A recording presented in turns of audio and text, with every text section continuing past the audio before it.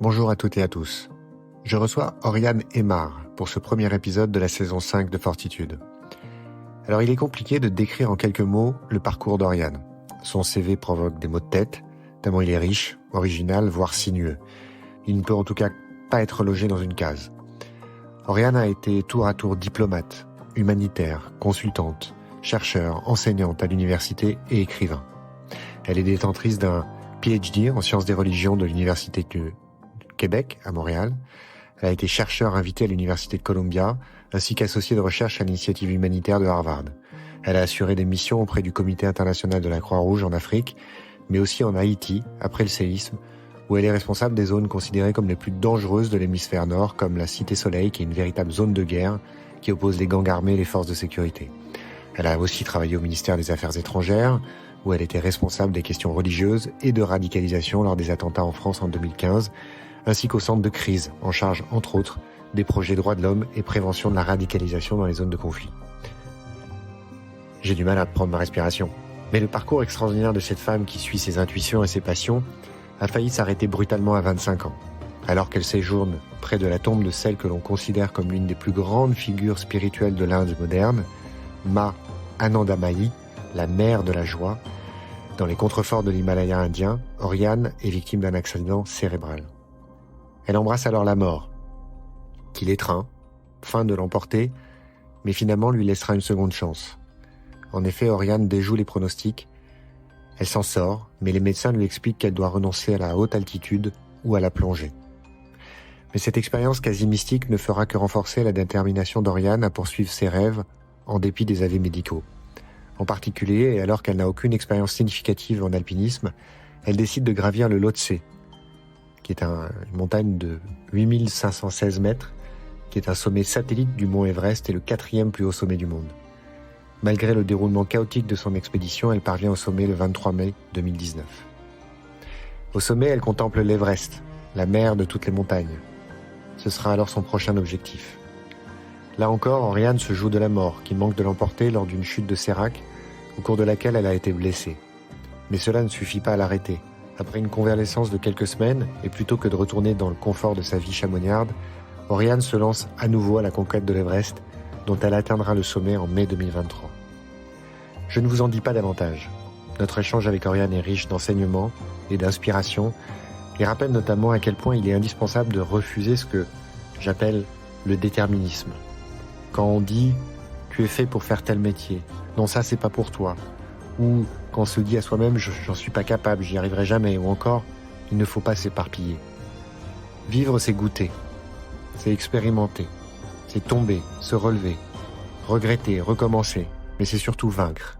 Vaincre ses peurs, celles des autres, vaincre ses limites, celles que les autres nous imposent.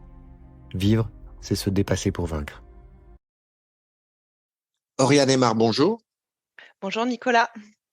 Merci beaucoup d'avoir accepté mon invitation pour participer à ce nouvel épisode de Fortitude. Merci à toi Nicolas de m'avoir invité. Alors je vais essayer de te présenter en quelques mots. Je dis bien essayer parce que tu as un CV qui est très énervant, je dois le dire, vraiment énervant. C'est-à-dire que quand on lit ton parcours et ton CV, c'est énervant. Je sais pas comment dire autrement. On se dit mais comment a-t-elle fait pour faire autant de choses et à un tel niveau? Donc bon, je vais me hasarder une synthèse. Aujourd'hui, tu as 44 ans, c'est ça? Exactement, ouais. J'ai 44 ans. Tu vis à Chamonix, donc tu vas nous raconter bien évidemment ton parcours, mais tu as été successivement et d'après les informations et mes sources, donc diplomate, humanitaire, chercheur, enseignante à l'université, tu es aujourd'hui auteur, conférencière, tu as parcouru la planète à différents titres, tu as accompli des missions au sein du Comité international de la Croix-Rouge en Afrique, tu as travaillé sur le droit international humanitaire. Tu as été en Haïti également, juste après le séisme, où là, tu étais responsable des zones qui étaient pas simples, des zones dangereuses. Des quartiers chauds. Voilà, les quartiers chauds où il y avait beaucoup d'affrontements entre les gangs armés et les forces de sécurité. Tu as travaillé au Quai d'Orsay, Mhm. plus précisément au centre d'analyse où tu étais responsable des questions religieuses, puisque Mhm. tu vas nous l'expliquer, mais tu as un PhD justement en sciences religieuses, donc tu es Mhm. intervenu auprès du Quai d'Orsay sur ces sujets de radicalisation, notamment en 2015. Mhm. Euh, donc ton PhD, je viens de l'évoquer, tu l'as eu auprès de l'université de Québec, du Québec à Montréal. Mhm. Tu as été ou tu es encore chercheur, alors on dit chercheur invité à la School of International and Public Affairs de Columbia, Oh, donc je aux le suis États-Unis. plus, mais je l'ai été. Bon, voilà, Voilà. ça ne retire rien. Ouais, ouais. Associé de recherche aussi à Harvard, Ouais. et tu es auteur, parce que tu as publié un premier livre qui s'appelle When a Goddess Dies, Ouais. qui a été publié par Oxford University Press. Et là, tu sors ton second livre, c'est ça? Là, j'ai Qui s'appelle sorti l'année dernière, en fait, le second livre qui s'appelle, alors c'est en Sous l'œil français, de mais la il y a une déesse. version anglaise aussi. Je cherche d'ailleurs un éditeur pour publier ma version anglaise et ça s'appelle Sous l'œil de la déesse. Et donc, c'est aux éditions du Mont Blanc et ça relate mon ascension donc au Lhotse, qui est la quatrième plus haute montagne au monde. Voilà, puisque je viens de faire une synthèse de ton parcours. C'est Et une très en bonne faisant synthèse, cette... merci. Non, bah justement, en faisant cette Pas synthèse, simple. tu viens de mentionner qu'il y a quand même un gros morceau que j'ai zappé dans la synthèse, qui était celui de l'alpinisme et de la montagne. Et bien évidemment, on va y revenir, puisque, et Ouais. c'est là aussi que ça justifie le sentiment d'honneur et de privilège qui est le mien aujourd'hui, puisque tu rentres à peine de Mhm. l'Everest Exactement, ouais. que tu as gravi, non sans difficulté, mais in fine avec succès. Et Ouais. donc là, je pourrais m'arrêter là et dire à mes invités, ben voilà, voilà le privilège que j'ai de recevoir une personne assez exceptionnelle, enfin en tout cas qui a fait des choses exceptionnelles. Donc je te propose après cette synthèse de nous raconter effectivement un petit peu ton Mhm. parcours parce que mes recherches m'ont pas forcément permis de suivre vraiment le fil conducteur, en tout cas la chronologie exacte de toutes ces étapes Ouais, ouais, qui sont ouais. assez remarquables. Il y a bien sûr des dates qui sont saillantes, et notamment tes ascensions. Ouais, il y a des dates Euh, clés, ouais, en effet. et bien sûr, il y a une date clé dans ton parcours que je n'ai Ouais, pas mentionnée, puisque c'est pas vraiment ouais. quelque chose qu'on fait apparaître sur un CV, qui est ton Non, accident cérébral ouais, tout à fait. que tu as eu en 2004 Mm. quand tu étais en Inde et à l'issue duquel, donc, dont tu as survécu bien évidemment, mais à Ouais. l'issue duquel on t'expliquait que tu ne pourrais jamais faire de montagne, en tout cas jamais subir de différence de pression, d'altitude, Mm. donc pas de plongée, pas de montagne. Voilà, Et comme exactement. souvent pour mes invités, tu as contredit les pronostics, tu as contredit les avis médicaux. Je recevais il y a pas très longtemps Christophe Bichet, à qui on avait dit aux parents à l'âge de 4 ans, votre enfant ne dépassera pas 14-15 ans, et qui est aujourd'hui va bientôt en avoir 40 et qui a eu le parcours qui a été le sien. Donc Ouais, j'adore ces personnalités qui vont un peu à l'encontre, ouais, de ce qui de est tout dit. Ouais. et qui dépassent tout ça. Donc raconte-nous Mm. un petit peu ton parcours effectivement pour nous permettre de comprendre comment tu as fait tout ça. Bah écoute, merci beaucoup encore pour l'invitation et pour ce résumé qui n'est pas évident à faire. C'est vrai que j'ai un profil un peu singulier. D'où ma difficulté parfois à me présenter aussi. Donc j'aime bien quand on le fait à ma place parce que c'est plus simple. Mais non, tu as très bien résumé. Donc j'ai un parcours très diversifié, que ça soit dans mes études, puisque je suis passée de la biologie marine aux sciences des religions, en faisant entre-temps aussi des sciences sociales. Pas dans mon parcours professionnel, j'ai été dans l'humanitaire, dans la diplomatie, dans la recherche. Là, je suis dans les conférences et l'écriture. Enfin, voilà, c'est assez varié. Dans le coaching également, d'ailleurs. Et puis oui, j'ai vécu dans différents pays, j'ai beaucoup voyagé. Et c'est vrai que dernièrement, ce qui a marqué un peu mon parcours de vie, c'est la haute montagne, puisqu'il y a 4 ans, voilà, j'ai grimpé le Lhotse, alors qu'à la base, je n'avais aucune connaissance en himalayisme ou en alpinisme, hein, enfin quasiment très peu. Et puis dernièrement, donc j'ai gravi l'Everest. Donc j'étais au sommet le 17 mai. Donc c'est sûr, ça, ce sont des dates qui marquent. Enfin le 17 mai, voilà, j'étais donc au sommet. Donc j'ai accompli mon rêve, ce qui n'a pas été simple, comme tu l'as précisé, parce que ça a été Très éprouvant. Et puis il y a eu un gros accident aussi sur l'Icefall. Ça aussi, c'est une date qui marque puisque j'ai vu directement, enfin j'ai vu la mort en face. Hein, donc c'était le 28 avril. Voilà. Et donc il y a des dates clés comme ça. Et puis une des dates aussi, un des moments clés dans ma vie, comme tu l'as dit, ça a été mon hémorragie cérébrale quand j'avais 25 ans. Et donc, j'étais dans le nord de l'Inde et une hémorragie cérébrale que j'ai eue à côté du tombeau d'une femme sainte qui s'appelle Mahananda Mahi et qui signifie voilà la mère de la joie. Et donc, enfin, une femme qui était considérée de son vivant, et qui l'est encore, hein, par des millions d'Indiens, enfin surtout hindous, comme une incarnation de la déesse mère, voilà. Et donc, c'est sûr, après ça, ta vie bascule. Hein. Moi, j'ai un peu lâché mes études à Londres. Enfin, j'avais commencé un doctorat, un PhD à la London School of Economics, et puis je me suis rendu compte que c'était pas ça que je voulais faire, etc. Et puis la vie est bien faite, tu fais les rencontres aussi au bon moment, et puis j'ai atterri au Canada à faire ce que j'ai toujours voulu faire, enfin étudier les sciences religieuses, et donc là je me suis spécialisée en hindouisme. Mais oui, il y a eu quand même, il y a eu plusieurs dates comme ça, mais c'est sûr que mon hémorragie cérébrale à 25 ans a définitivement marqué ma vie, et que ma vie ne serait pas telle qu'elle est aujourd'hui si j'avais pas eu cette hémorragie. Et heureusement, oui, j'ai survécu. Et puis à la suite de ça, comme tu disais, on m'avait interdit l'altitude, donc enfin tout ce qui a trait à la haute altitude, les treks à 4000, etc. Tout ça, c'était terminé. Et parce que j'aimais bien faire des treks au Népal et au Tibet. Et puis, il y a la plongée aussi, c'était terminé. Alors moi qui ai fait de la biologie marine et j'avais fait pas mal de plongée, c'est vrai que j'ai dû aussi arrêter ça. D'ailleurs, je me suis pas remise hein, depuis, mais bon, c'est parce que je passe à autre chose. Et voilà, donc c'est un parcours ouais, assez singulier, assez diversifié. Et c'est pas toujours facile. Voilà, comme de me présenter déjà et puis de trouver un peu sa place parce que je sais jamais dans quelle case je rentre. Enfin, j'aime pas les cases déjà, donc mais ce qui peut poser des problèmes, je pense aussi en France parce que moi j'ai ce sentiment on a tendance quand même à catégoriser un petit peu et puis les anglo-saxons sont beaucoup plus ouverts sur voilà, ils voient plus de liens un peu partout. Enfin, moi j'ai l'impression et euh, voilà. Donc c'est donc très bon Bah, résumé. tu es... Excuse-moi si je. Non, non, pas du tout. Mais j'allais te couper et te dire Ouais. que tu es vraiment au bon endroit, puisque dans le synopsis du podcast de Fortitude, euh, j'écris Fortitude parle de l'individu avec un grand I, celui qui est unique et tout en nuances, que l'on ne peut et l'on ne doit enfermer dans aucune case.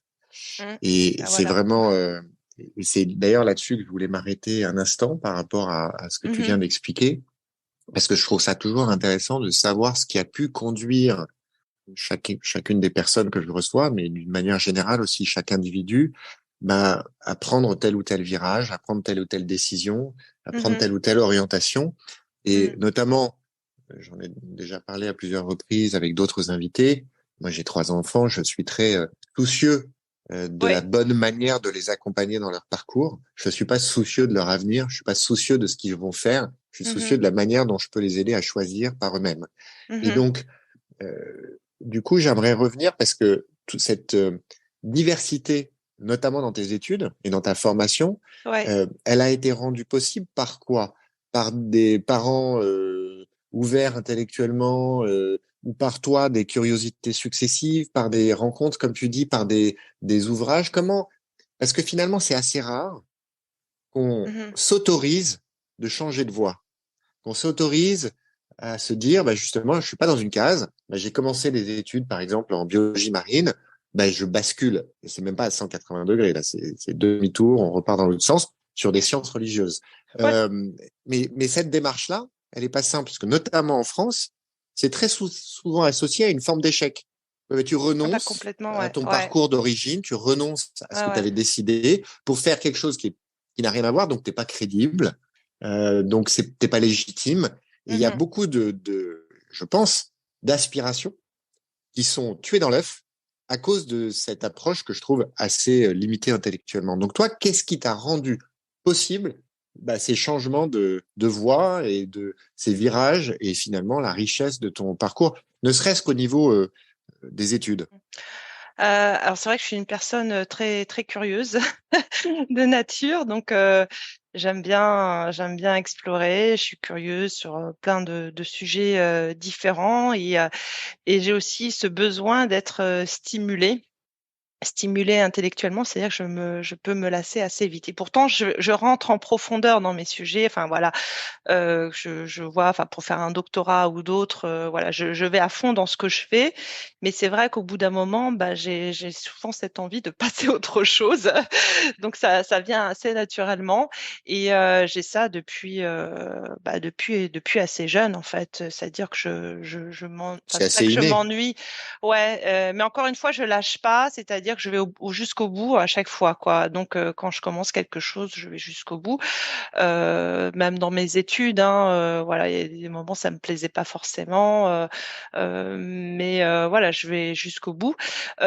Donc ça, il y a ça déjà, c'est un trait de ma personnalité, voilà, ce besoin d'être stimulé continuellement, voilà, de pas m'arrêter sur quelque chose, voilà, parce que je m'ennuie facilement. Et puis la deuxième chose, bah, j'ai eu aussi un environnement, enfin familial, qui m'a soutenue aussi, parce que ça n'aura pas été forcément simple, voilà, de changer comme ça. Alors la biologie marine à la base, bon, moi j'ai un père qui a fait qui a fait beaucoup de voiles. Il a été officier dans la marine aussi. Enfin, il a fait voilà plein de choses. Et puis et donc il m'a aussi encouragé là-dedans dans cette voie. Et puis après, bon, bah, quand je suis passée à autre chose, et puis quand je suis allée à la London School of Economics, enfin là, c'était plutôt une fierté pour mes parents. Donc voilà. Après, les sciences religieuses, ouais, ils ont peut-être ils n'ont pas trop compris, mais enfin, si ils ont compris par rapport à mon profil et mes centres d'intérêt, mais bon, ils se disaient qu'est-ce que je vais faire avec ça, quoi. C'est un peu la question que tout le monde se posait. Qu'est-ce Hmm. que je vais Tu faire vas, d'un doctorat en ça va sciences pas et te nourrir. religion? Non, voilà. Et alors que finalement, ben, justement, c'est ça qui fait la richesse d'un profil, hein, c'est que et mais c'est vrai que bah, mais comme je venais d'avoir mon accident cérébral, bon, ils étaient déjà tellement heureux, enfin moi aussi, hein, que je sois en vie. Donc voilà, peu importe ce que je faisais par la suite, c'était voilà, c'était mon choix et donc ils m'ont toujours encouragée dans mes choix et donc ça a été un énorme plus. Et après, qu'est-ce que je pourrais dire là-dessus? Oui, donc il y a l'environnement, il y a ma personnalité, et puis ouais, ce goût d'explorer, ce goût voilà, de continuer à m'enrichir en fait, en tout cas de m'enrichir, oui, intérieurement, parce que des fois, on gagne pas trop toujours sa vie. Voilà, l'écriture, c'est pas, voilà, c'est pas avec ça enfin, à moins d'un Je best-seller, confirme. mais c'est pas, oui, c'est Hmm. ça.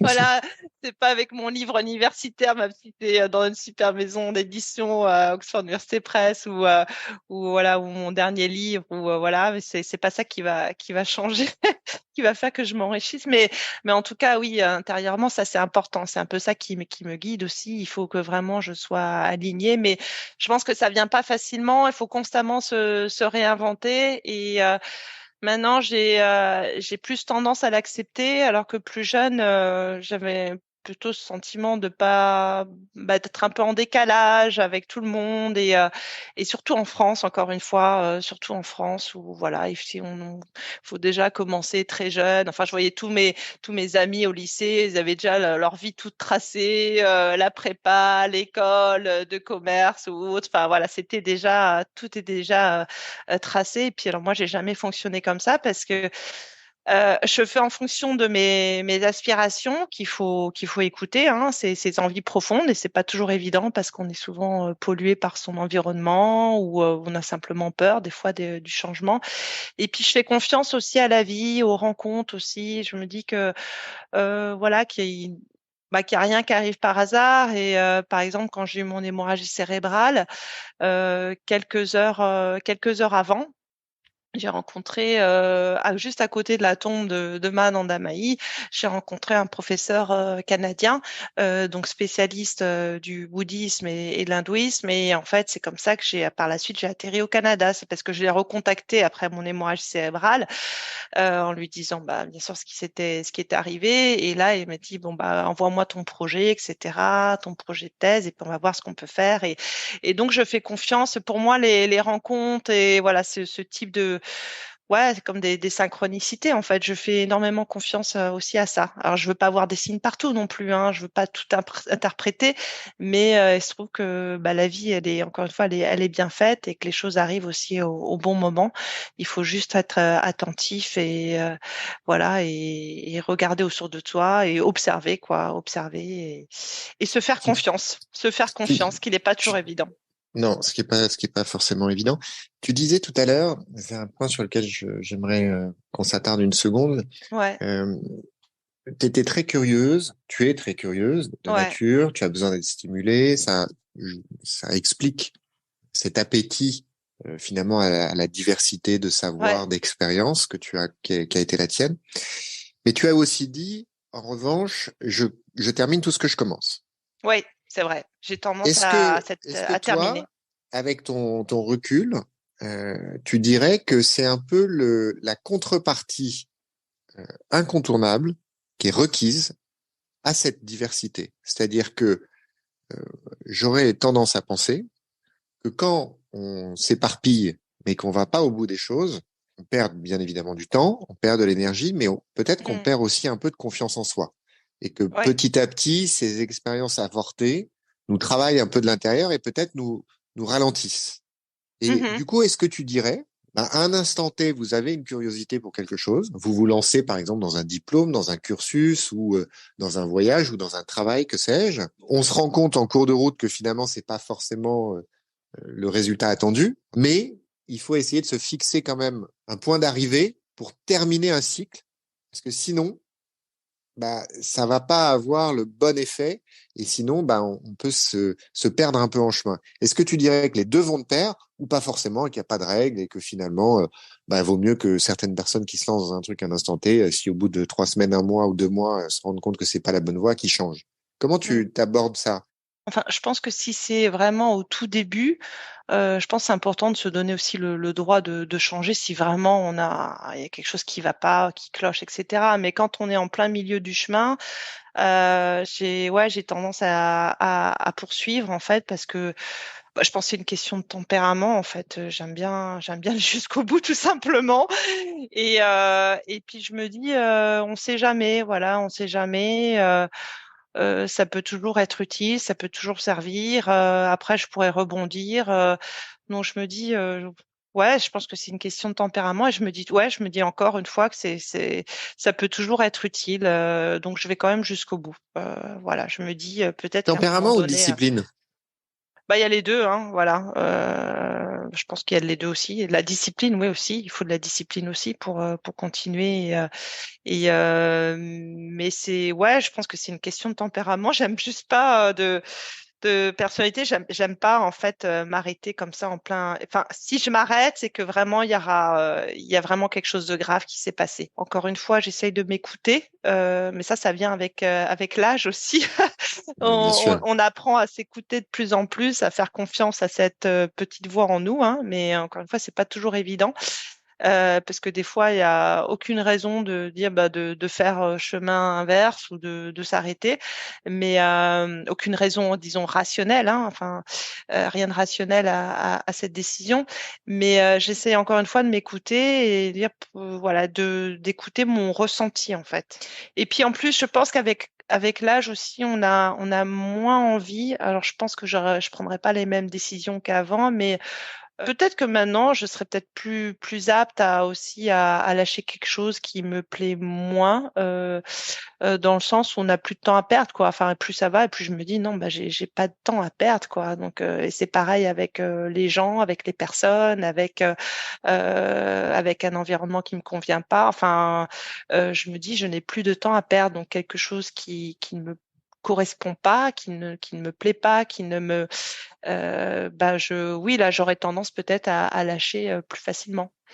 Qu'est-ce que Mais tu aurais lâché du coup avec cette rétrospective par rapport à ton parcours? Qu'est-ce que tu aurais lâché avant? plus dans les relations, moi, c'était plus dans le personnel, je dirais, D'accord. les relations qui m'ont pas soutenu, qui m'ont pas aidé, qui ont été plus un frein, un gros frein même dans ma vie.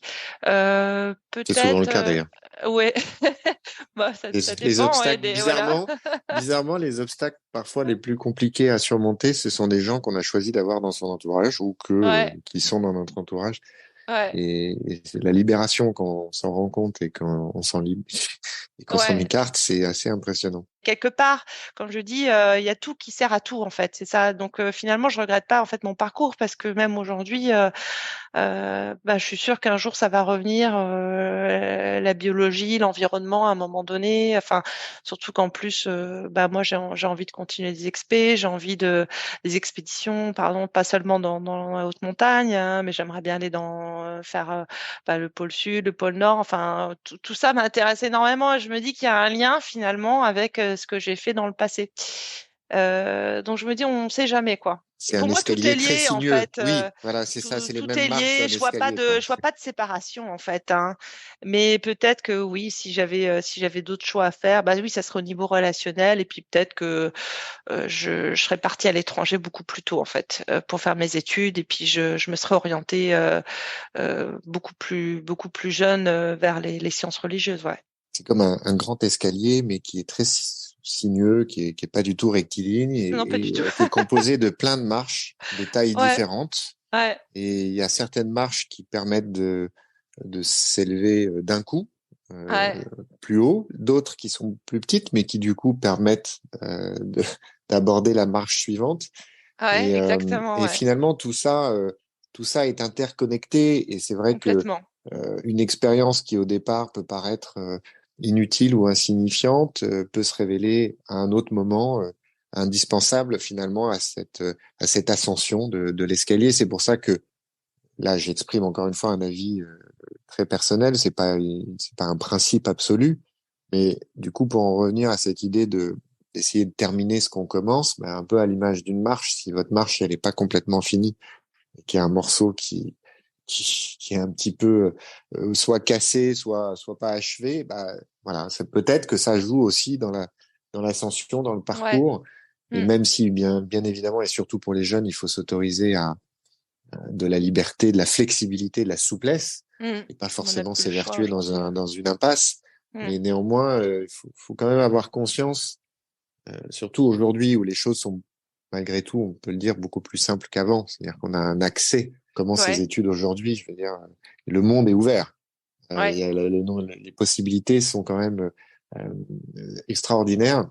Et donc, le risque avec ça, c'est justement le risque de se perdre un petit peu et de commencer un truc, et puis finalement, on n'a pas envie de faire mm, l'effort, on veut passer à autre chose. La persévérance, c'est un peu compliqué d'être persévérant aujourd'hui, parce que tout est tellement accessible et facile que c'est pas mhm, forcément évident. Mais je pense que il faut l'avoir à l'esprit pour justement continuer à construire son escalier de vie. mm. Ça, c'est vraiment une formule Mais à carambar. c'est une belle Mais formule. Mais t'as tout quand tu dis la trajectoire, enfin, il n'y a rien qui est rectiligne, etc. Bah, c'est exactement ce que je ressens et en fait tu me fais penser à bah, un peu aux expéditions quand tu grimpes un sommet, que ça soit l'Otse ou l'Everest, tu vas pas directement au sommet, en fait tu à chaque fois tu fais des rotations, donc tu reviens en arrière, etc. En fait tu reviens en arrière pour mieux t'acclimater et en fait tu es obligé de faire ça, des fois tu es obligé de reculer pour mieux avancer et c'est des fois c'est même ça, tu recules en fait bah, pour mieux avancer et pour atteindre ton objectif. Donc il y a rien de linéaire au final. Ouais, du exactement. coup, j'aimerais revenir forcément sur cet événement qui a été Ouais, central, enfin en tout cas déterminant, ouais, qui était ton accident cérébral. ouais. Donc, ce que j'ai cru comprendre, mais tu vas me le confirmer, c'est que il n'y avait eu aucune alerte, aucun signe avant-coureur. Enfin, j'ai pas lu en tout cas que tu avais une maladie quelconque ou une fragilité quelconque qui pouvait te prédestiner à cet accident-là. C'est survenu Subitement, brutalement. Ouais, très subitement, ouais. En fait, j'avais une malformation de naissance, une malformation congénitale qui s'appelle un cavernome.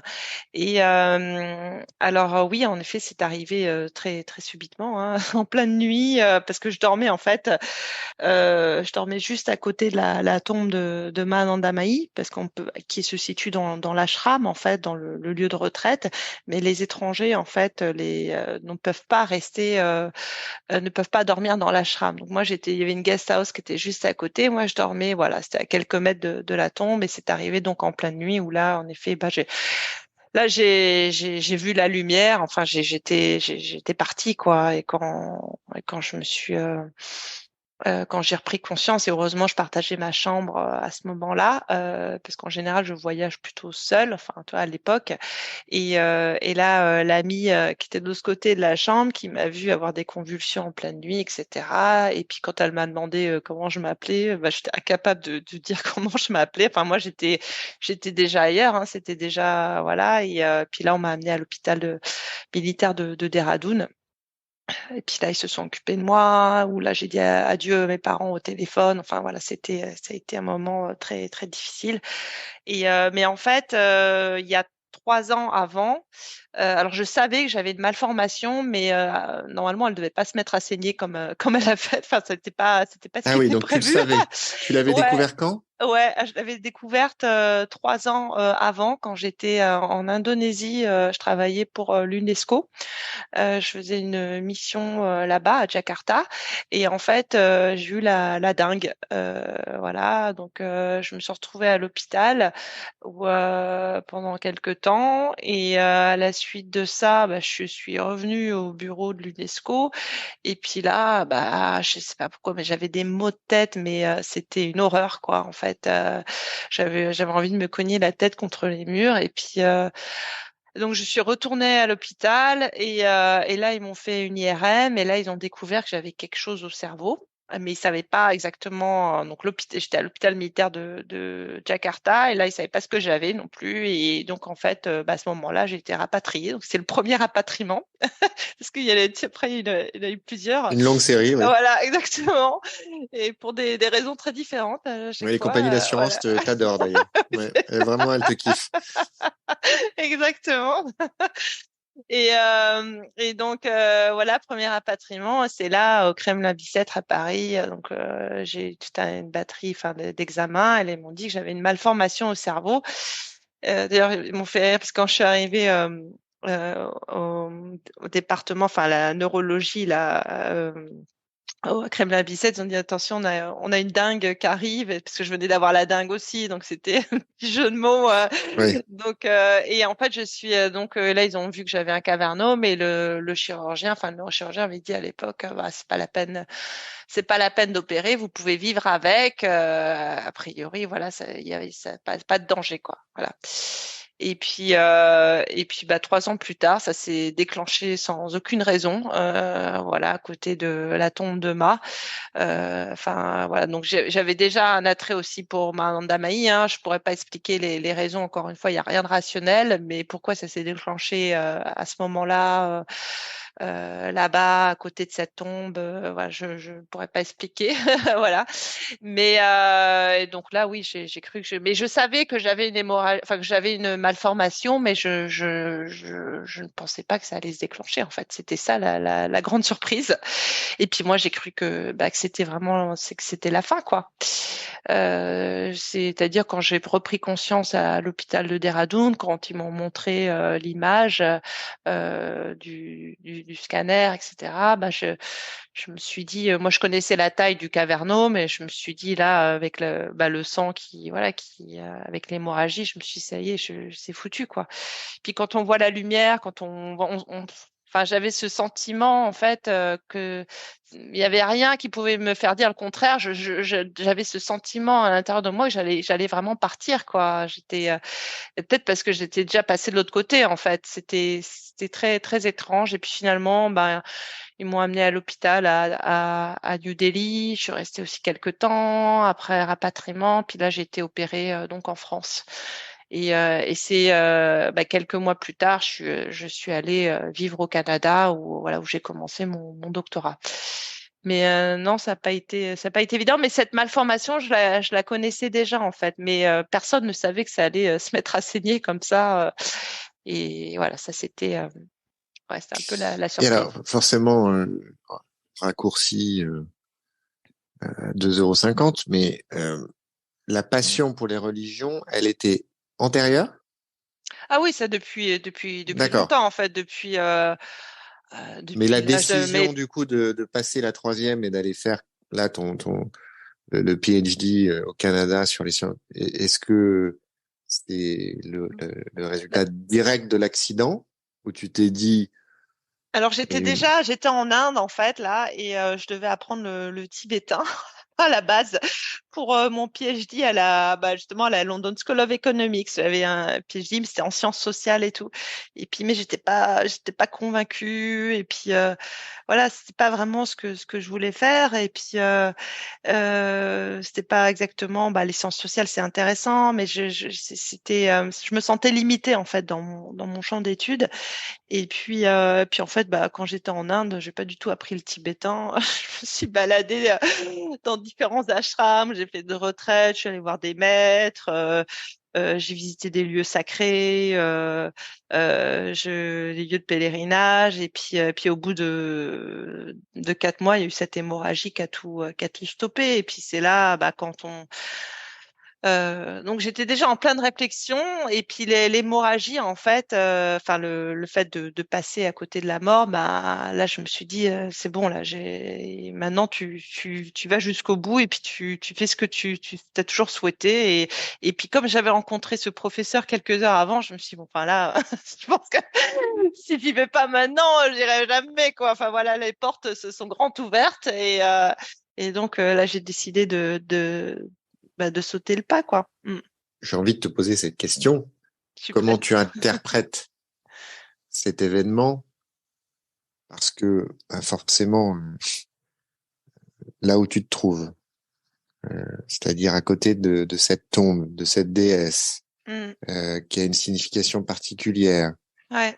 cette condition préexistante, mais qui était finalement, d'après les médecins, endormie, pas de source d'inquiétude, mais là, il y a eu vraiment quelque chose de très brutal, alors qu'il y avait rien de brutal finalement dans ton environnement ou dans ton Mm. activité. Mm. T'aurais eu le même accident après avoir plongé ou après Ou en avoir montagne, ouais. gravi un Ouais, ouais. sommet. Ouais, Bon, ouais. ben, on l'aurait expliqué. Là, Ouais. Non, là, il y avait visiblement, aucune c'était pas le cas. explication. Ouais, ouais. Donc, toi, est-ce que tu accepterais de nous livrer ton interprétation personnelle de Mm. ça? Voilà, est-ce que tu as une interprétation religieuse? Est-ce que tu as une interprétation en me disant, Mm. voilà, c'est juste le hasard? Comment tu l'as intégré dans ta vie? Comment tu l'expliques? C'est vrai que j'en parle pas forcément ouvertement, hein. Et puis j'aime pas, je cherche pas toujours à interpréter. Là encore une fois, quand j'ai eu mon accident sur l'Icefall, enfin on en parlera après, mais j'ai pas essayé non plus d'interpréter le pourquoi c'était arrivé, pourquoi moi, etc. Bref, et pourquoi je m'en suis sortie alors que j'aurais dû, enfin concrètement j'aurais dû mourir. Donc c'est vrai il y a pas mal de choses qui m'échappent.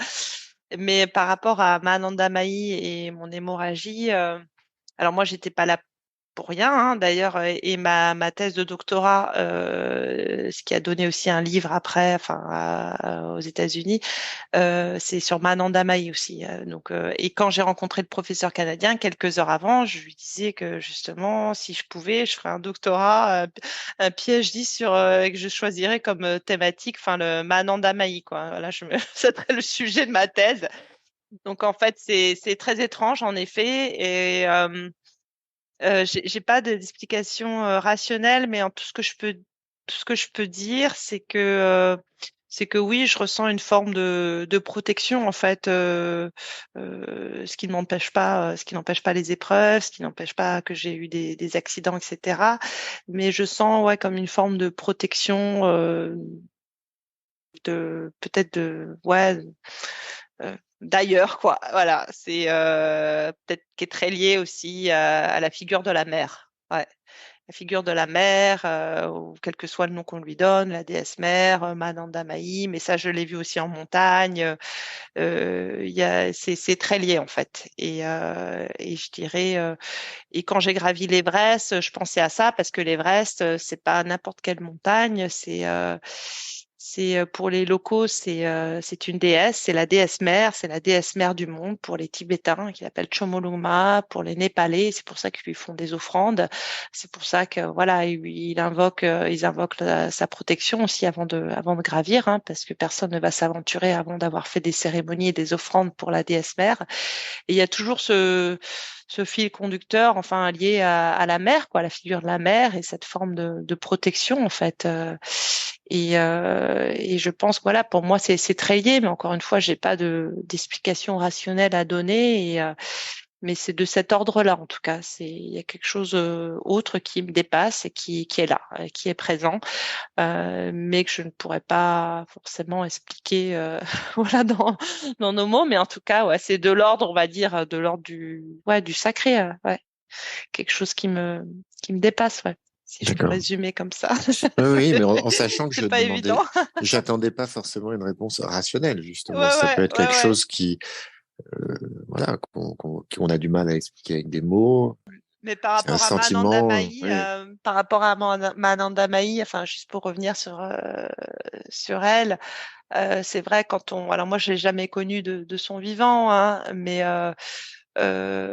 c'est vrai que, alors pour avoir lu énormément sur elle, pour avoir fait toute ma thèse aussi, voilà, interviewé beaucoup de dévots, de disciples qui l'avaient aussi connue, c'est vrai qu'il y avait des choses étranges qui se passaient, un peu, voilà, un peu de l'ordre, un peu du miracle, enfin qu'on ne saurait pas expliquer en tout cas. Mais c'était très très fréquent en fait dans ce que j'entendais en fait. Donc voilà, c'est toujours délicat de parler de ça parce que bon, mais il y a des choses oui qu'on n'explique pas. Et en tout oui, oui. cas, oui, il y a cette protection qui est là, qui encore une fois, qui n'enlève pas les épreuves, qui les difficultés, mais voilà, je sens que il y a de nombreuses reprises, j'aurais pu ne plus être là et je suis encore là et voilà, et comme je l'ai encore vu, alors je vais pas pour autant prendre des risques inutiles et faire n'importe quoi en me disant ah bah ça y est, voilà, de toute façon je suis protégée. Non, pas du tout, c'est pas ça fonctionne pas comme ça. Mais ouais, en tout cas oui, j'ai encore une fois, elle est vraie, j'ai senti que voilà, j'aurais pu y passer là. Donc C'est sûr que quand on s'intéresse à ton parcours, on n'a pas forcément envie de partir en vacances avec toi.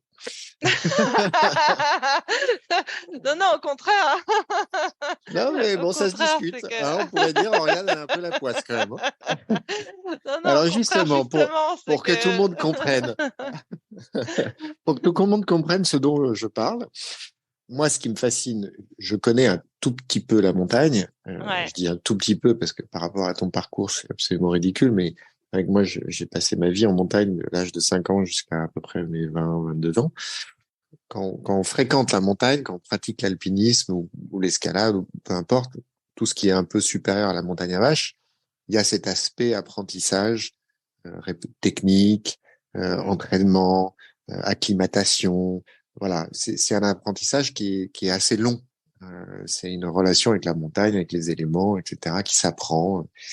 Et alors, ce que j'ai entendu de ce que tu disais tout à l'heure, et ce qui me semble avoir lu aussi, c'est que toi, mm, finalement, c'est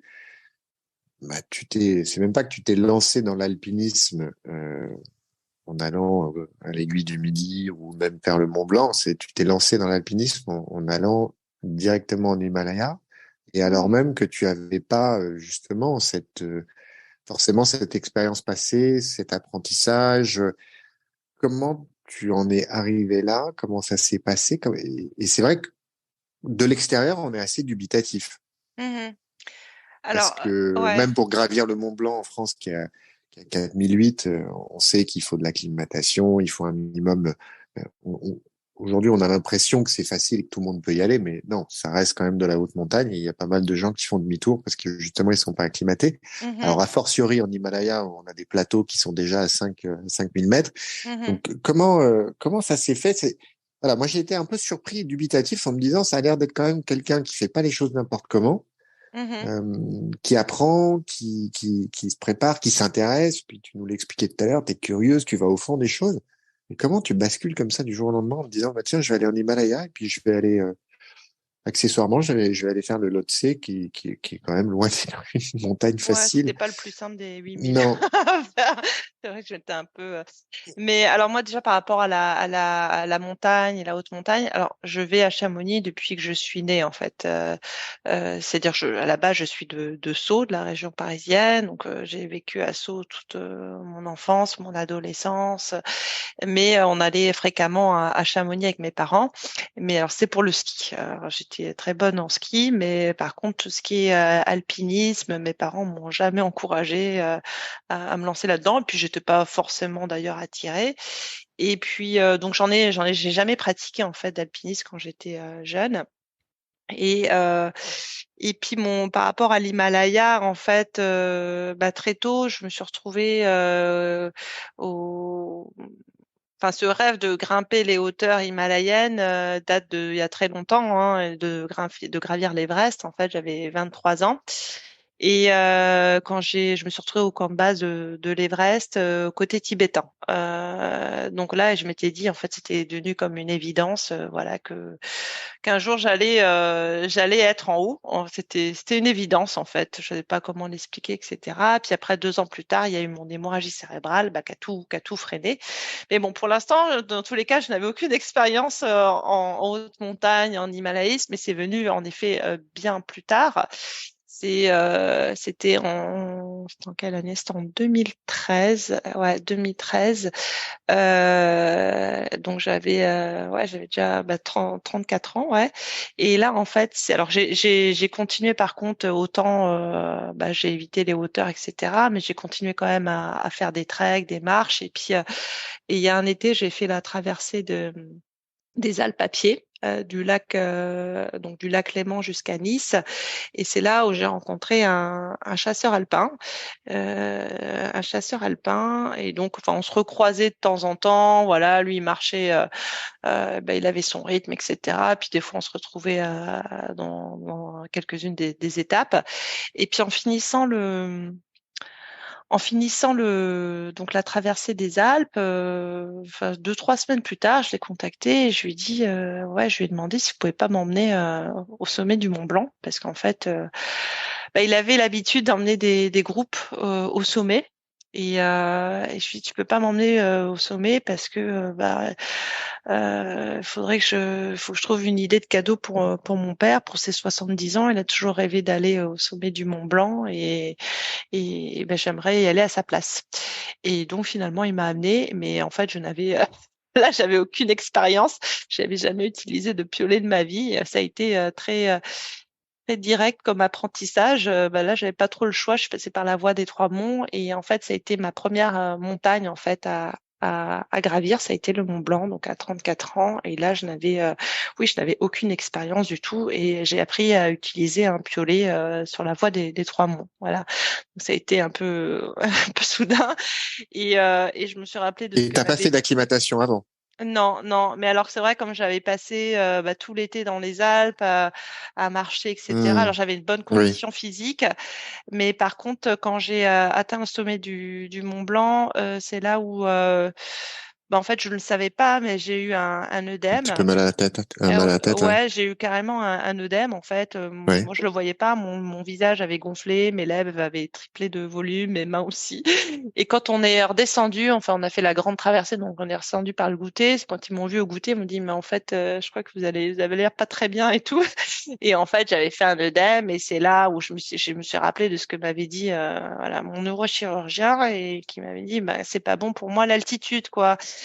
Et donc après ça, j'ai fait des tests d'hypoxie pour voir un petit peu à Avicenne, à l'hôpital d'Avicenne à côté de Paris. Et là, ils m'ont dit que ça allait, que c'est un œdème localisé, etc. Puis après, j'y ai pu repenser. Donc en fait, c'est la seule montagne que j'ai gravie avant le Lhotse. C'est Donc j'ai fait, invraisemblable. et j'ai quand même fait, non, j'ai fait le Mont Blanc dans ces conditions, et puis j'ai fait l'Imlung avant le Lhotse. Alors c'était quelques mois avant.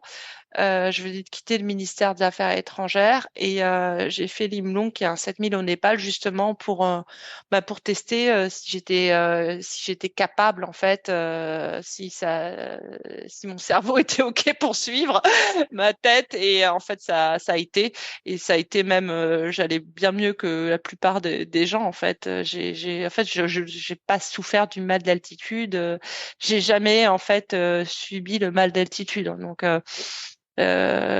je pense que j'ai une assez bonne capacité d'acclimatation et donc j'avais fait en fait oui c'est ça c'est les deux montagnes que j'avais gravies donc avant de faire le Lhotse donc c'était le Mont Blanc avec donc ce chasseur alpin qui était aussi d'ailleurs un commando. Enfin, lui, il était tout le temps en opération extérieure, etc. Je lui faisais énormément confiance, hein, sinon je me serais pas lancée non plus avec lui à l'assaut du Mont Blanc. Et puis il y a eu l'Imlong, voilà, 7000, mais c'est les deux seules montagnes que j'avais grimpées avant de faire le Lhotse. C'est pour ça que bon, Je fais j'étais une pas petite forcément très parenthèse rassurée, ouais. pour ceux qui nous écoutent. Alors, faites pas ça. Euh, non, mais blague à part, sur les montagnes qu'on peut trouver en France, et notamment le Mont Blanc, même si aujourd'hui ça s'est énormément démocratisé, que l'accès est plus facile, que voilà, il y a beaucoup de gens qui y vont, etc. Ça reste de la haute montagne, ça se prépare, il faut avoir un guide.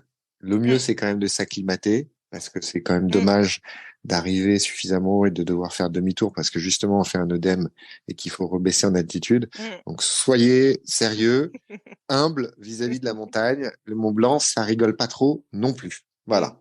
Non, non, je confirme, Et alors, je je parle même confirme. pas du Lhotse, parce que je pense que là, pour le coup, il y a moins de gens qui risquent de se dire, tiens, on va se faire le Lhotse c'est au mois d'août, parce qu'on savait pas où aller. Mais, pardon, parenthèse fermée.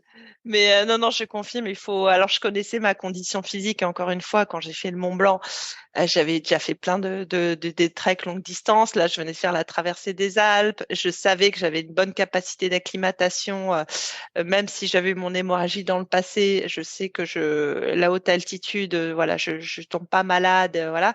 Donc, il y avait. Et puis, je savais aussi que j'étais dans de bonnes mains. Voilà, c'est quelqu'un qui avait amené plein de militaires déjà au sommet du Mont Ouais, Blanc. clairement. Enfin, Avec un chasseur alpin, tu risquais pas grand-chose. voilà, donc j'avais entièrement confiance. Donc il y avait plusieurs choses sinon je serais, voilà, non, je serais pas allée. Je suis pas du tout inconsciente, loin de là. Au contraire, voilà, je fais attention et je tiens à ma vie. Alors, le Lhotse.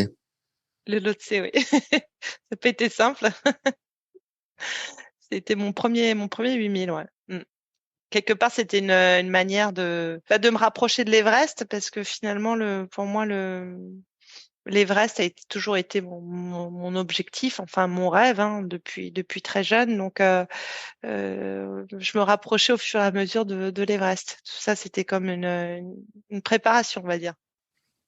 Alors, le Lhotse, pour ceux qui nous écoutent, c'est le quatrième plus haut sommet du monde. Mm. Il est voisin de l'Everest. C'est une montagne C'est pas le plus très... simple des 8000, ouais. Non, c'est très complexe. Il y a un couloir qui est assez raide et puis à la fin, tu as quand même des pentes à 80 degrés, quoi. Donc c'est un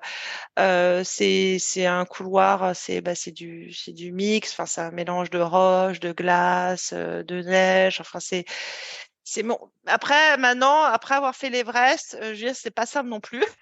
Donc maintenant, je peux comparer. Donc même si je trouvais le Lhotse relativement difficile, après, j'ai pas fait non plus la Purna au K2. Mais après avoir fait l'Everest n'était pas simple non plus. Mais en fait, c'est pour d'autres raisons, en fait, d'autres facteurs. Donc à chaque fois, à chaque montagne, il y a rien de simple, hein. Même donc, j'aime pas finalement trop les comparaisons, mais c'est vrai que le Lhotse est assez raide, ouais. Et c'est quand même, il y a un couloir où il y a beaucoup de chutes de pierre aussi, et ça a pas été simple. Et alors, l'Everest? Je pensais que après le Lhotse, alors, je me disais pas que ça allait être simple, hein, que ça allait être facile, mais là je m'attendais pas autant de difficultés. Donc je suis j'ai commencé l'expédition, c'est toujours plus ou moins la même période en fait, c'est au printemps. Et donc on commence déjà par une marche d'approche. Enfin, je dis ça pour les auditeurs, enfin ceux qui écoutent, qui connaissent pas forcément.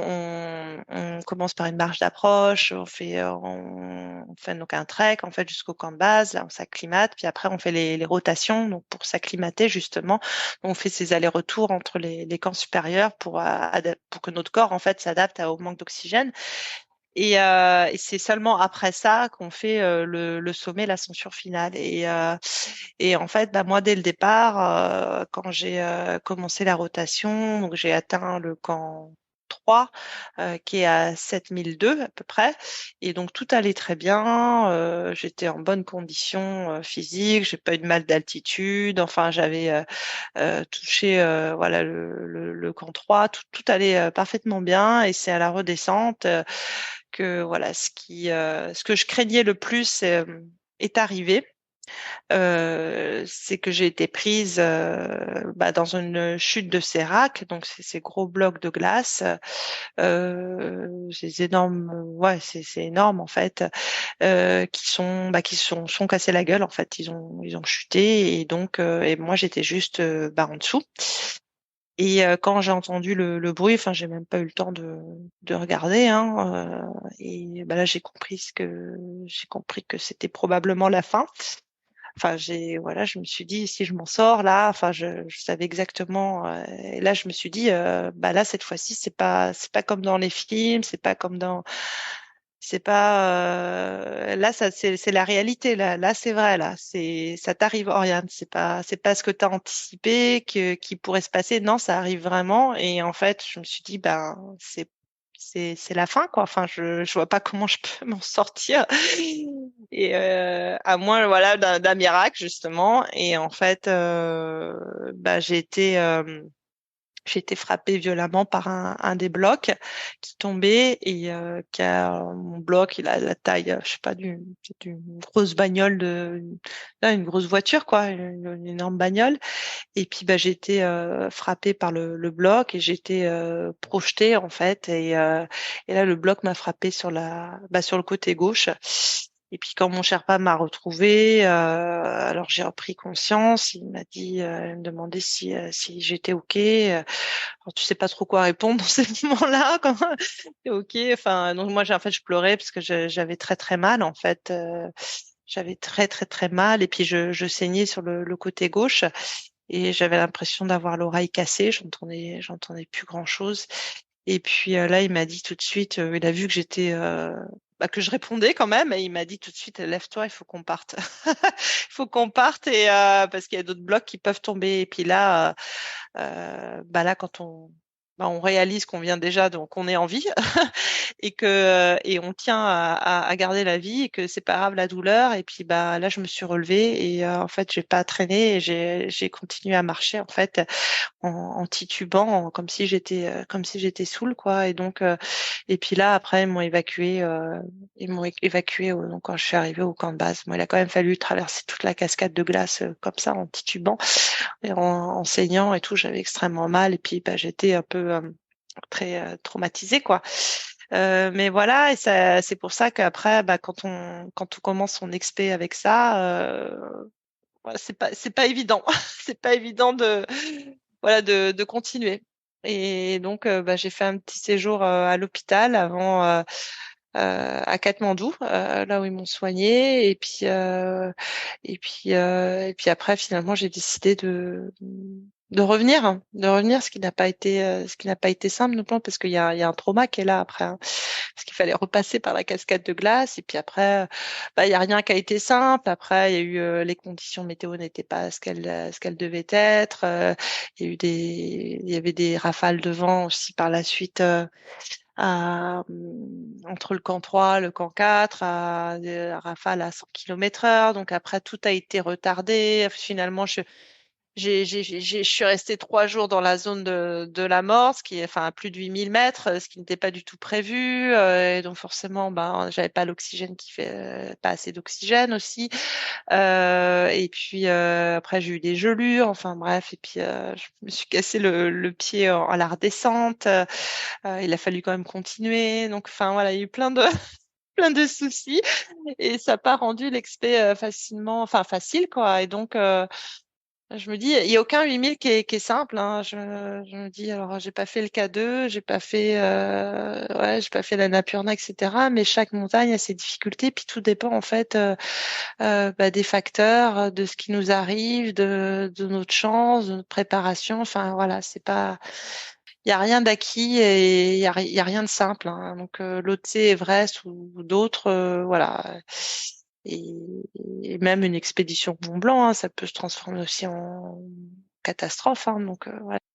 Entre le moment où tu t'es pris le sérac dans la figure et le moment où tu as atteint le sommet, il s'est passé combien de temps? Alors, j'ai pris le sérac dans la figure le 28 avril. Donc, ça, c'est la date Mhm. aussi qui marque. Oui. Et au sommet, j'étais au sommet le 17 mai. Et donc, en fait, je suis restée une dizaine de jours à Katmandou. Et après, je suis finalement revenue au camp de base. Et puis, ça a été une décision, mais ouais, après, c'est encore une fois, voilà, il y a personne qui peut nous dire quoi faire. Il n'y a pas de bonne ou de mauvaise décision. Mais moi, en tout cas, moi, je me suis écoutée. Puis c'était la décision à prendre. Je voulais continuer cette expédition et voilà, c'était mon rêve depuis longtemps. Donc même la peur de la mort et le trauma, voilà, m'ont pas. L'envie d'aller en haut était plus forte. Et donc, je suis retournée et il s'est passé, bah, voilà, entre le 17 mai et le 28 avril, donc, ouais, à peu près 3 semaines, quoi. Mais, et j'ai Et les- commencé l'ascension finale, ce qu'on appelle le summit push. Voilà, donc quand je suis partie au camp de base pour aller jusqu'au sommet, hein, là, c'était le 11 mai. Voilà, le 11 mai. Et là, tout a été retardé parce que fallait faire aussi en fonction de l'équipe, des conditions météo. Et à la base, moi, je voulais atteindre le sommet juste après au même moment, en même temps que les Sherpas fixaient les cordes en haut, je voulais en fait y aller quasiment avec eux.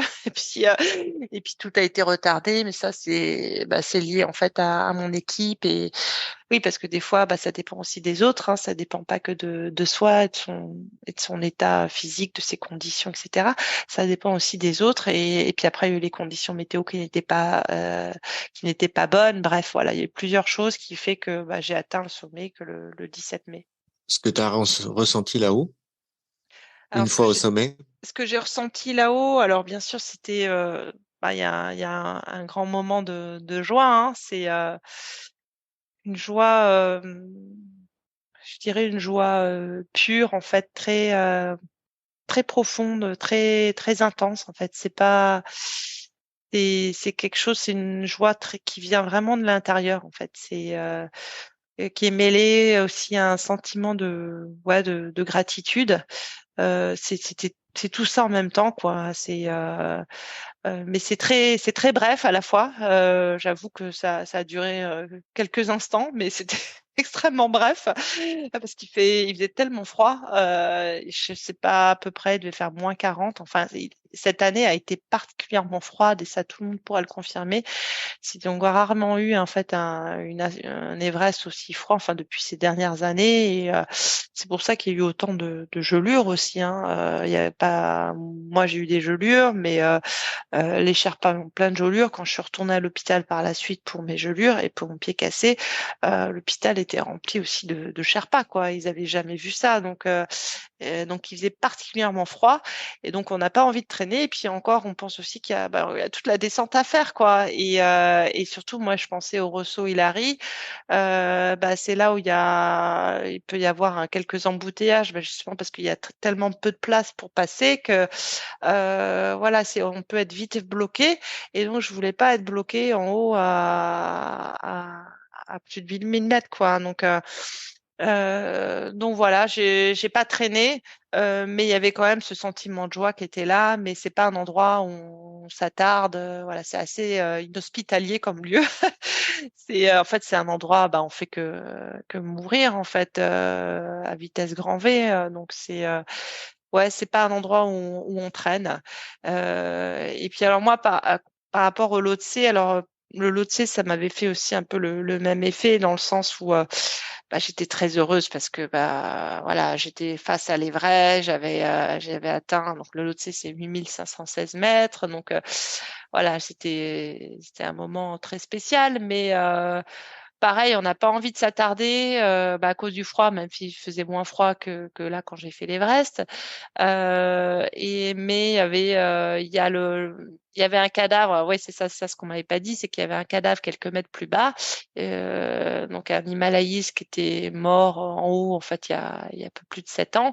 Donc là, maintenant, ça fait 11 ans qu'il est là-haut. Et en fait, il faut le frôler en fait pour atteindre le sommet. Il faut le croiser, quoi. On n'a pas le choix.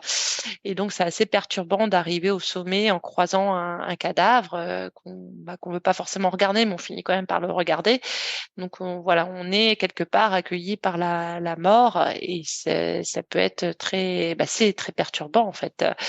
Donc c'est un petit rappel et puis on se dit bah ouais on veut surtout pas traîner et puis pour l'autre en plus moi j'avais une tempête qui arrivait donc en fait on a une tempête pour redescendre après vous voyez les nuages qui arrivaient à toute allure donc ouais que ce soit le Lhotse ou l'Everest dans les deux cas c'est pas ouais on n'est pas là en contemplation enfin où la contemplation dure vraiment quelques instants mais et pourtant moi je me rappelle à l'Everest je me rappelle parce que je suis arrivée assez tôt, je suis arrivée, il était quoi, 6 heures, autour de 6h30. Et donc, il y avait le lever du soleil. C'était magique, quoi. C'est extrêmement beau. Mais on n'a même pas envie de sortir son appareil pour prendre des photos, etc. Parce encore une fois, il fait tellement froid que donc voilà, l'instant on en profite, mais voilà, c'est de très brefs moments. On se dit surtout, faut penser à la redescente et il faut vite descendre, quoi. Est-ce que tu as eu une contemplation après coup? Oui, alors ça arrive après, c'est après coup. Euh, tout ça est arrivé bien après et déjà en fait bon moi la descente a été très pénible parce que j'étais très fatiguée après avoir passé 3 jours dans la zone de la mort. Voilà, j'avais plus trop d'énergie, j'avais plus d'oxygène depuis un moment. Enfin voilà. Donc après, la descente a été très dure et c'est là où je me suis fracturé le pied au niveau de la bande jaune, la Yellow Band. Donc c'est entre le camp 3 et le camp 4. Donc c'est peut-être, je sais pas, peut-être 7007 ou quelque chose comme ça, 7008. Et donc là, ça a été très pénible la redescente. Et là, j'ai chialé tout du long en fait parce que ça a été, j'ai souffert plus les gelures. Donc sur le moment, on n'est pas trop dans la contemplation, etc. On se dit, on veut juste sauver sa peau. Et parce que là-bas, encore une fois, c'est juste un pied cassé, hein, mais là-bas, il n'y a pas de secours. Et puis, tu traînes en haut, t'es mort, quoi. Donc, fallait absolument redescendre. Et puis, c'est à Katmandou, quand j'ai dû retourner à l'hôpital. Pour vu revenir, c'est encore vous. Mais je sais pas pour la même raison cette fois-ci.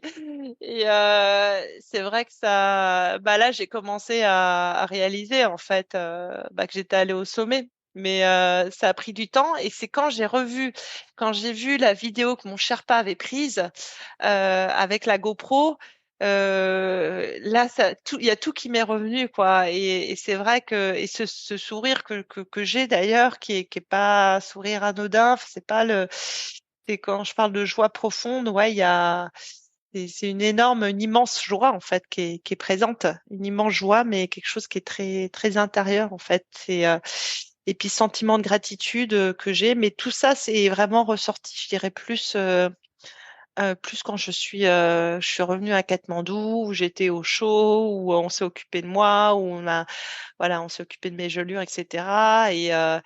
Et quelque part, le fait que j'ai le pied cassé, les gelures, etc., parce que j'ai pas pu faire grand-chose pendant quelques semaines, là j'ai encore quelques séquelles, hein, d'ailleurs c'est pas fini. Mais tout ça m'a permis aussi de méditer, enfin quelque part de repenser à ce qui s'était passé, de prendre le temps en fait, de prendre le temps en fait de repenser à toute cette expédition et puis notamment au sommet quoi, de revivre tous ces moments-là, mais au calme, sans agitation, parce que là, je pouvais rien faire en fait. Je pouvais là, c'est au tout début là, quand je suis revenue à l'hôpital, pendant 2 semaines, je pouvais même pas me laver en fait. Je pouvais pas utiliser, je pouvais pas marcher, je pouvais pas utiliser mes mains parce qu'elles étaient avec les gelures des deux côtés. Donc et tout ça finalement m'a permis aussi de repenser à toute cette ascension et au fait que je me sens hyper reconnaissante, enfin, une énorme gratitude, ouais, pour la vie, en fait, de m'avoir permis d'atteindre mon rêve et d'avoir atteint mon sommet, atteindre le sommet de l'Everest, et puis d'être encore en vie malgré tous les obstacles et les accidents que j'ai eus. Donc ouais, mais tout ça est revenu en fait. Tout ça est venu après coup. C'était pas au sommet en fait. Au sommet, tu penses juste à ta vie. Enfin, si encore une fois, tu sens que t'es très joyeux, hein, mais c'est pas. Tu penses à vivre quoi, c'est tout. Et tu dis, il faut vite redescendre. Il peut se passer plein de choses à la redescente, comme ça a été le cas. Comme tu le sais, j'ai un attrait particulier pour la philosophie quand même. Ouais, Et il n'y a pas de philosophie sans parler de la mort. ouais, Toi, tu as une relation particulière avec la mort. on peut dire oui. Ah oui, Je pense. on peut dire oui, je l'assume complètement. Oui, je l'affirme. Une relation Mm. particulière avec la mort parce que à plus d'un titre, si je me réfère à ce que tu as dit et uniquement ce que tu as dit, tu l'as même pas croisé, tu l'as embrassé, tu as vu la lumière, ce que Ouais, tu as dit, mm, tu as même eu le sentiment d'être passé de l'autre côté finalement et ouais. d'être revenu. J'avais perdu toute notion de temps et d'espace, hein. C'est enfin, ce dont, enfin, on se rappelle plus de grand-chose, hein. Voilà, mais c'est ce que j'ai vécu, c'est qu'il y avait le temps et l'espace avaient complètement disparu, en fait. C'était comme si j'étais, j'ai- j'étais comme le tout, en fait. Ouais, c'est comme ça que je décrirais, en fait, ce que j'ai vécu. Donc tu l'as vécu de l'intérieur. Elle est Mm. venue une première fois à l'intérieur de toi.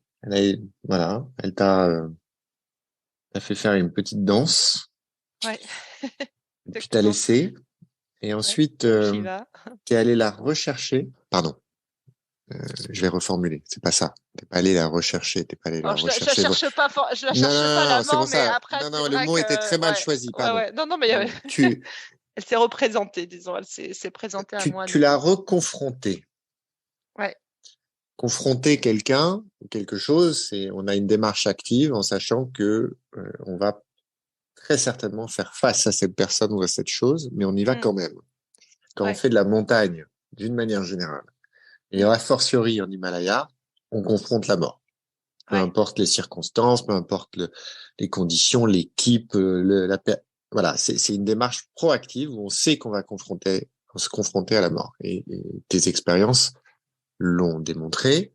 Et tu as été cette fois-ci confronté violemment à une mort venant de l'extérieur, Mhm. que ce soit le sérac et tout ça. Tu le disais aussi il y a quelques instants, t'as caressé la mort à l'arrivée du sommet avec ce cadavre qui est là et puis Mm. cette, cet empressement quand on est au sommet où on est là où on voulait être, mais paradoxalement c'est un endroit où on ne peut pas être. Ouais. Tu l'as C'est très ça, bien dit tout à l'heure, exactement. c'est-à-dire que Mm. c'est un endroit où on meurt Ouais. rapidement.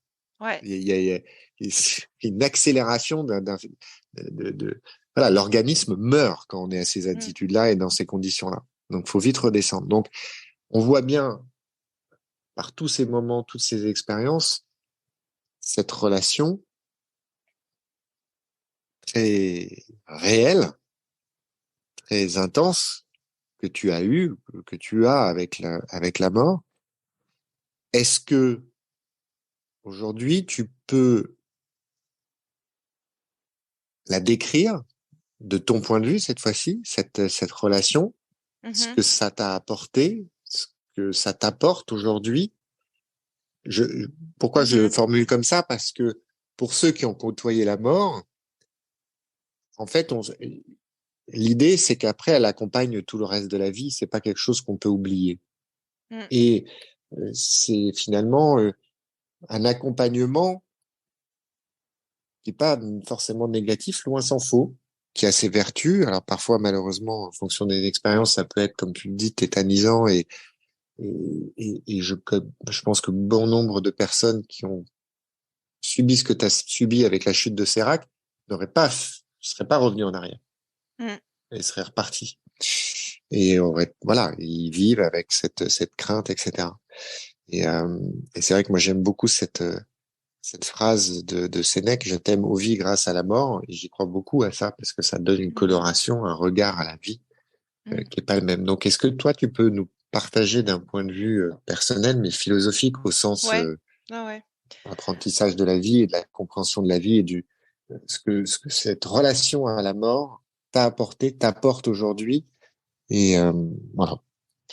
Alors, la mort, enfin, moi, voilà, je suis incarnée dans un corps, etc. Donc, je la crains quelque part, je la crains toujours, même si c'est vrai, j'ai eu cet accident cérébral, j'ai récemment été dans cette chute de Sérac, puis il y a eu d'autres choses aussi. Donc, j'ai fréquenté aussi la mort, mais pas directement. Mais voilà, j'ai été dans des situations où, oui, ça aurait pu mal tourner.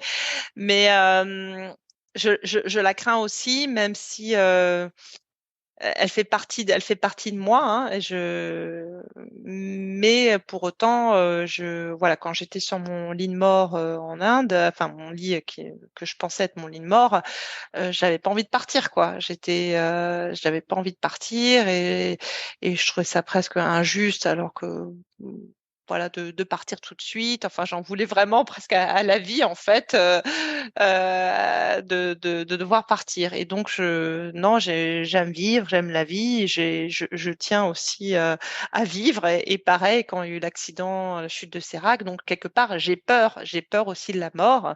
Voilà, je reste humaine, voilà, j'ai envie de vivre. Donc déjà, il y a ça. Mais c'est vrai que quelque part, bah, la mort, pour moi, c'est la vie. Enfin, les deux sont étroitement liés, hein, c'est pareil finalement. Et sans mort, il n'y a pas de vie, enfin, et inversement. Donc pour moi, la mort est quelque part, oui, elle est omniprésente en fait, et notamment quand on se retrouve dans des expéditions faire le Lhotse ou l'Everest, mais la mort a toujours été omniprésente. Et ce qu'elle m'apporte entre guillemets, enfin, c'est bizarre de dire ce que la mort m'apporte. Enfin, le fait d'avoir eu ces accidents, d'avoir été confrontée, d'avoir vécu ça, je dirais que bah, peut-être que c'est un rappel pour moi qu'on n'est pas éternel, enfin que je ne suis pas, enfin personne n'est éternel, voilà, et que en fait on peut mourir du jour au lendemain et qu'il y a une seule chose qui compte, c'est l'instant présent, quoi. C'est l'instant, être dans le moment présent, d'être dans le ici et maintenant et vraiment ouais, de vivre ces instants parce qu'on sait jamais, en fait, on peut mourir du jour au lendemain. Et donc, pour moi, c'est pour ça que bah, j'ai forcément, après mon accident cérébral, j'avais pas d'autre choix quelque part que de m'orienter vers ce qui me plaisait parce que c'était comme une évidence, en fait. Je- Donc voilà, ouais, c'est un peu ça, je dirais. C'est vraiment un rappel de l'impermanence et puis de vivre chaque instant et qu'on peut partir en fait à tout moment. Et puis la mort, moi, je la vois un petit peu. Je la vois pas, même si encore une fois, je tiens à rester vivante et je sais qu'un jour, ça sera mon tour de passer là, de passer de l'autre côté. Je vois pas la mort comme une fin en soi aussi. Euh, je vois la mort plus comme un passage en fait, comme un changement d'état. Et voilà, mais pour moi, c'est pas une fin en soi. Et j'essaie toujours de me rappeler, et c'est pour ça aussi que je me suis intéressée aussi à l'hindouisme, à ces grands sages de l'Inde. J'essaie toujours de me rappeler des paroles de certains sages par exemple, il y a Ramana Maharishi ou Mahananda Mahi, bien sûr, hein, mais ça, toujours se poser la question, mais en fait, qui naît, qui meurt, enfin, quelle est finalement notre vraie nature? Est-ce qu'on est voilà, est-ce qu'on est que ce corps? Est-ce qu'on est que ce mental? Est-ce que voilà, c'est quoi finalement notre vraie nature? Et quand on se pose la question, ben qui on est et qui finalement meurt, ben ça aussi ça permet de mettre la mort en perspective et de la voir aussi autrement. Mais qu'au final, pour moi, euh, oui, il y a pas vraiment de mort en fait. Oui, il y a un changement d'état. Et Ma Ananda Mahi, enfin je l'appelle Ma, ça veut dire mère, Ma disait que mourir c'est changer de vêtements. Donc c'est un peu ça que je pense. Mais malgré tout, voilà, quand j'ai entendu les séracs qui chutaient, je me suis dit là j'étais Pas pas. ces vêtements-là. Ouais, c'est ça, voilà. Pas maintenant. J'ai pas envie de changer de vêtements maintenant, non. Pas tout de suite. Et pareil quand j'étais sur mon lit d'hôpital dans le nord de l'Inde, je me suis dit, voilà. Et pourtant, à l'époque, bah, j'essayais justement de méditer sur la mort. J'étais allée rencontrer bah, justement des maîtres voilà, pour essayer de m'imprégner de leurs enseignements. J'avais passé beaucoup de temps aussi sur les lieux de crémation, notamment enfin, à Bénarès, pour voilà où je passais des heures en fait à regarder les cadavres brûlés en me disant bah voilà que c'est finalement que c'est quoi notre vraie nature et que tout ça n'est qu'un passage quoi voilà. Mais bon, quand on se retrouve sur son lit d'hôpital et qu'on Oui. pense Il qu'on y a la va théorie et mourir la là, pratique. voilà, voilà exactement. Et là, je me suis dit, ah ouais, non, je suis pas tout à fait prête.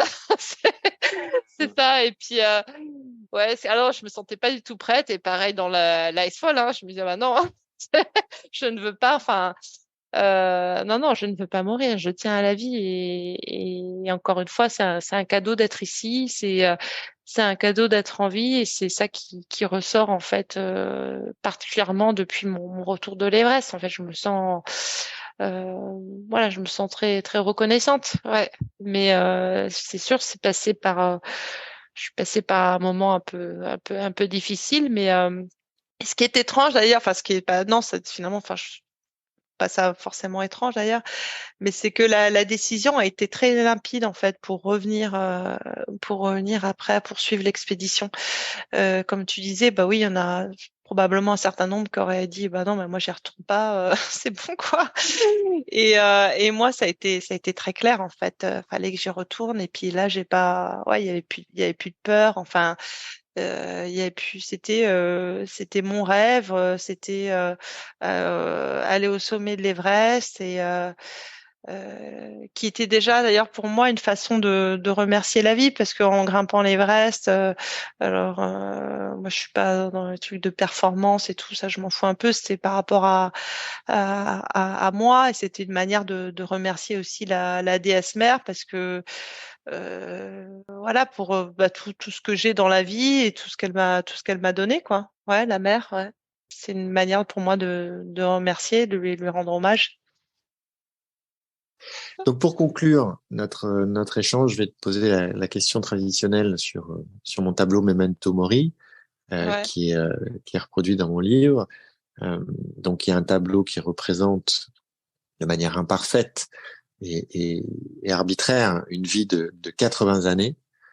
Chaque colonne représente une semaine, chaque ligne représente une année, et donc chaque case représente des instants de vie. Et Ouais. cette représentation-là, qu'est-ce qu'elle Ouais. t'inspire? C'est trop carré pour moi. Ça me fait penser aux cases qu'on a évoquées tout à l'heure. C'est là, je vois toujours plein de petites cases, mais donc ça j'aime pas trop. J'aurais plus mis des ronds, voilà. J'aurais plus mis des ronds et puis des ronds qui se touchent mais qui se s'interconnectent en fait. Je sais pas comment dire, qui sont tous liés. Ouais, j'aurais plus fait ça comme ça. Mais ce que ça m'inspire au-delà du fait que je trouve ça un peu trop carré pour moi, et voilà, que c'est quand même que tout est lié, quoi. Qu'en fait, c'est plein de micro-vies, de micro-instants, de micro, et que tout ça forme un grand tout. Et après, qu'est-ce que signifie ce tout? Ça, on le sait peut-être à la fin de sa vie, ou on le découvre peut-être en passant de l'autre côté, ou dans une autre vie, si on croit aux autres, voilà, aux réincarnations, etc. Mais là, comme ça, ouais, c'est la multitude des vies en une seule vie, quoi. Ouais, c'est ce que ça m'inspire, et que tout est lié au final. Ouais, tout est interconnecté, que ça forme un grand tout. C'est un peu ça que Parfait. ça m'inspire. Ouais, mais Chacun a la sienne. ça me fait penser maintenant, l'expérience que j'ai vécue quand j'ai eu mon hémorragie cérébrale.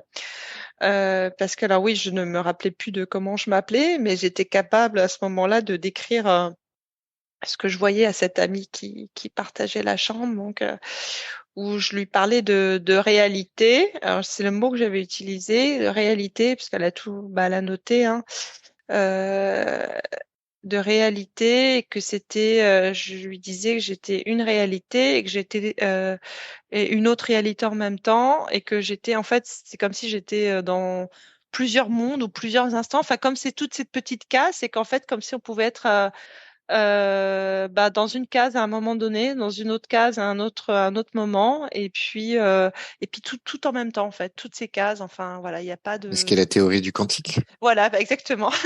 C'est bien résumé, exactement. C'est tout à fait ça. Ce qui est passionnant. Alors, bon, on va pas se lancer là-dedans parce qu'on aurait besoin de 3 heures de plus, Oui, je pense mais que c'est c'est vrai que c'est minimum. assez intéressant il y a beaucoup de personnes qui ont eu des expériences similaires aux tiennes Mm, qui, euh, qui font état de exactement de ce que tu viens d'expliquer, c'est-à-dire cette mm. espèce de sentiment de superposition, Ouais. euh, et qui est tout le sujet du quantique et qui est Mm, un univers qui s'ouvre totalement à nous aujourd'hui et ouais. qui va remettre en cause un certain nombre de choses. C'était Julie Imbart qui était une de mes invités qui avait connu la mort violente de son père, qui avait été assassiné quasiment sous ses yeux, qui expliquait ça à la fin de notre entretien en disant, parce qu'elle elle s'y intéresse beaucoup, elle croit beaucoup là-dedans, Ouais. et qui il disait voilà, c'est un peu comme si il était pas mort au sens où on l'entend, c'est-à-dire avec une disparition définitive, mais qu'il y a finalement ces connexions qui peuvent se faire de manière superposée, de manière voilà, sans la continuité temporelle à laquelle on est habitué. Mm. Donc c'est vraiment passionnant tout ça et toi témoignant du monde des mords qui vient dire voilà je suis là et ailleurs en même temps, etc. C'est bon, c'est passionnant. Mais je m'arrête Ouais. parce que sinon on va jamais s'arrêter. Euh, Oriane, merci infiniment. Ah, merci J'ai Nicolas. passé un Merci à super toi. moment d'avoir partagé tout ça. Je sais qu'il y a il y a C'est des choses qui réciproque. sont intimes. C'est des émotions intenses, c'est des expériences intenses, et je trouve ça c'est très inspirant. Des émotions Surtout, qu'on a du mal des euh, fois justement à décrire, voilà, avec des mots, et donc j'ai essayé de les simplifier, en fait, mais c'est pas toujours évident, ouais. Ouais. merci infiniment. Merci Nicolas. Merci aussi d'accepter de partager tout ça. Mm. Euh, et puis on se tient au courant et j'espère à très bientôt pour de nouvelles aventures. Merci Nicolas. À très bientôt.